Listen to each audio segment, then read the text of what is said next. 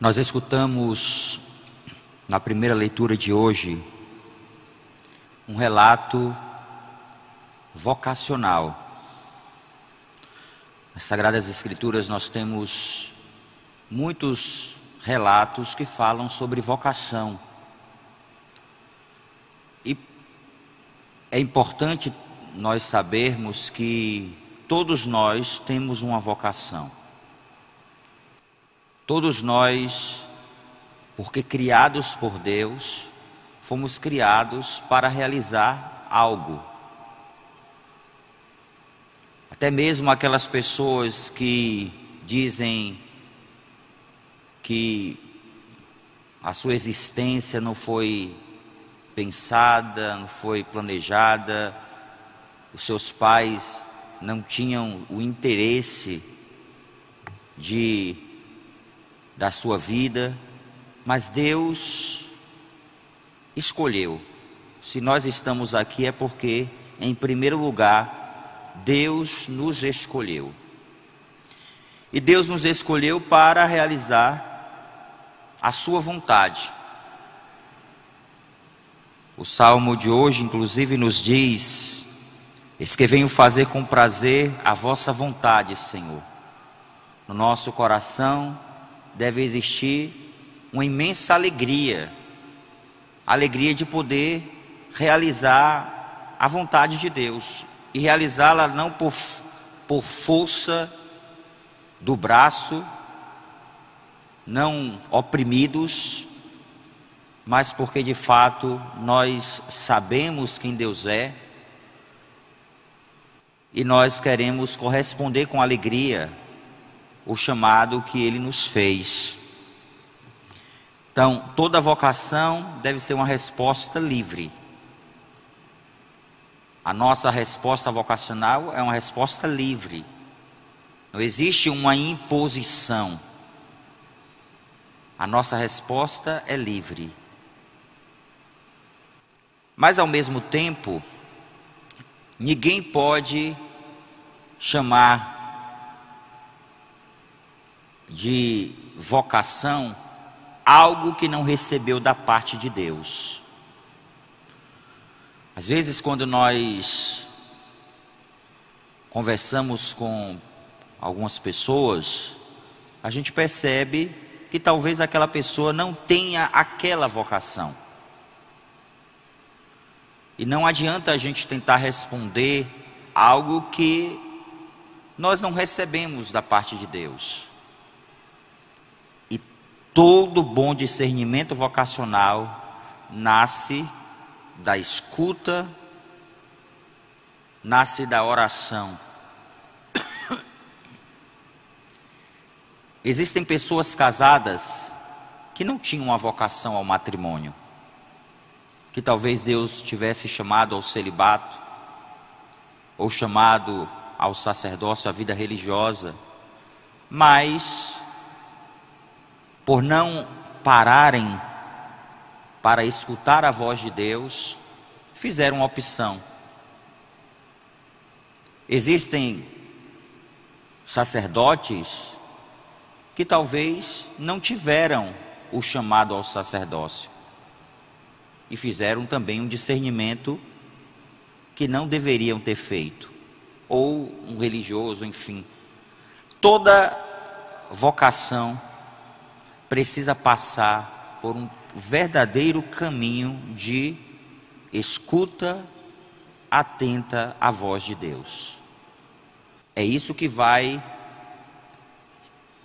te dar a firmeza, o propósito necessário para que você corresponda até o fim da sua vida àquele chamado. Mas todo chamado, o matrimônio é uma vocação. E se as pessoas que trilham o caminho para o matrimônio tivessem consciência disso,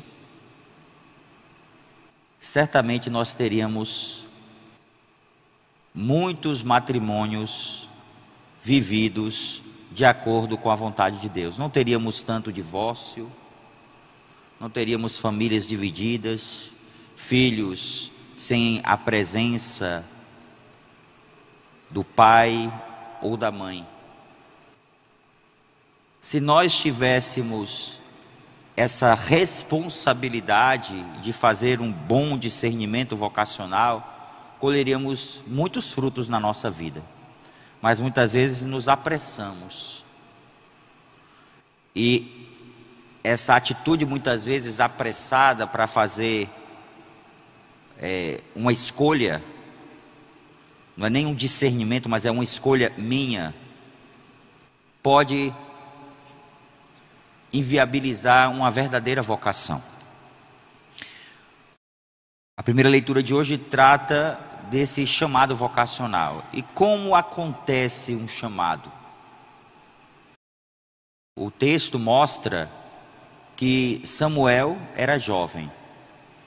E Samuel precisava, por sua juventude, por ser jovem, ele precisava de uma voz externa. Ele precisava de alguém que pudesse ser voz de Deus para ele, que pudesse lhe ajudar no seu processo de discernimento vocacional. Que Deus tinha escolhido Samuel, não há dúvida, mas era necessário que Samuel fosse passando por um processo de amadurecimento, como qualquer vocação. Como uma vocação ao matrimônio vai amadurecer se as pessoas não estão dispostas a viver os seus processos? Tem gente que já casa pensando em se separar. A primeira coisa que acontece, o primeiro desafio relacional, a pessoa já se indispõe a viver o compromisso. Então, é preciso passar por estágios, por processos. E o verdadeiro amor amadurece no tempo. Uma verdadeira vocação amadurece no tempo. Não é de uma hora para outra que você vai ser um bom esposo, uma boa esposa, um bom padre, um bom religioso. Acontece no tempo. É preciso dar tempo, é preciso maturar essa vocação. E é preciso também alimentar essa vocação. Alimentar essa vocação. O maior desafio nosso para corresponder a uma vocação é porque muitas vezes essa vocação ela não busca na fonte, não busca a graça, não busca em Deus alimentar-se constantemente. Alguém que não alimenta na oração não vai permanecer fiel. Preciso alimentar. Por isso que nós estamos participando da Eucaristia. Por isso que nós ordinariamente paramos para rezar. Por isso que nós, a cada instante da nossa vida, vamos escutando a voz de Deus, vamos identificando aquilo que acontece dentro de nós, um bom autoconhecimento necessário para a nossa vida. Às vezes você busca uma pessoa porque você quer, sanar sua dependência afetiva. Vá tratar sua dependência afetiva, a sua carência. Porque eu não tive uma presença paterna ou uma presença materna. E claro que todas essas coisas vão influenciar na nossa vida, vão trazer inseguranças e tantas coisas que a gente sabe muito bem, mas aquilo que a gente vai percebendo em nós, a gente trabalha. Se eu não tenho, Deus vai me dar a sua graça. Eu vou trabalhar isso, essa minha insegurança, esse olhar que eu tenho para com o outro, que o outro precisa sempre corresponder às minhas expectativas, e eu acho que eu não devo corresponder à expectativa de ninguém. Então o outro é por mim e eu não sou por ele. Eu quero que o outro sempre faça tudo aquilo que me agrada. Vocês já pararam para pensar que esse casamento não vai dar certo dessa forma? se é outro que tem que me agradar o tempo inteiro, fazer o que eu quero, o que eu gosto, fazer aquilo que eu planejo. Não, eu preciso parar para escutar. Eu preciso aprender a escutar. Matrimônio dá certo na escuta. E os dois caminhando em Deus. Por isso que, por mais que a igreja permita que um católico se case com um não católico, existe casamento misto, a igreja permite. Mas a igreja permite por causa da parte católica. Mas ela, como mãe, gostaria que os seus filhos fossem membros da igreja, porque os dois alimentam a fé juntos, os dois se ajudam, os dois estão na mesma compreensão da necessidade de formar os filhos na fé. Então vejam como é importante uma vocação bem discernida. Quando a igreja pede para a gente fazer um discernimento, a igreja orienta sobre a nossa vida, ela quer nos orientar para que a gente faça um bom discernimento, seja para o matrimônio, seja para a vida religiosa, seja para o sacerdócio, um bom discernimento, para nós colhermos frutos e para que o mundo também colha bons frutos. Um bom casal será um modelo para tantas outras pessoas. Um bom sacerdote será modelo para outros jovens que também serão despertados para o sacerdócio. Um bom religioso despertará vocações. Despertará vocações.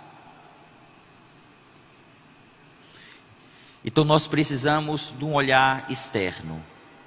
Precisamos do olhar de alguém mais maduro para indicar para nós o caminho. Assim como foi Eli para Samuel.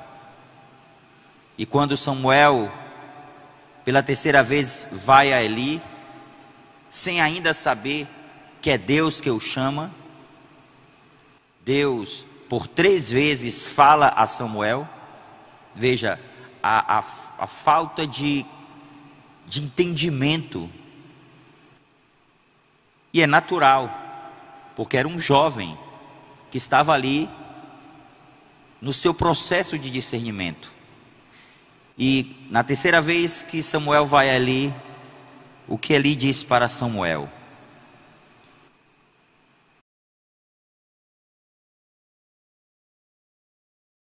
Ele respondeu: não te chamei, meu filho, volta a dormir.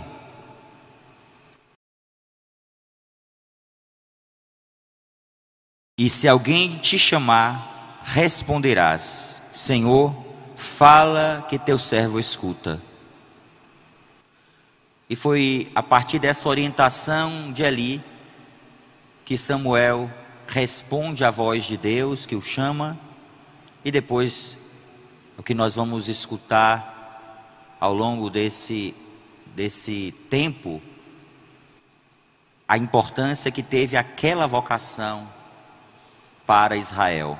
O grande profeta de Israel, Samuel, que vai ungir os reis, que vai indicar o caminho para o povo de Deus, que será uma voz a iluminar a vida de tantos que foram alcançados pela sua vocação. Queridos irmãos, a nossa vida, a nossa vocação é muito preciosa. Precisamos compreender isso. E precisamos corresponder ao chamado de Deus. Deus continua a chamar. É preciso que a gente esteja disposto a escutá-lo. É preciso que a gente se abra a escutar essa voz que fascina o coração do homem. E toda vocação bem discernida, ela tem êxito. Toda vocação bem discernida, ela vai ter êxito. Deus fará. Porque se Deus nos chama, Ele dá a sua graça. Ele nos dá a sua graça para correspondermos à sua vontade. Louvado seja nosso Senhor Jesus Cristo. Para sempre seja louvado.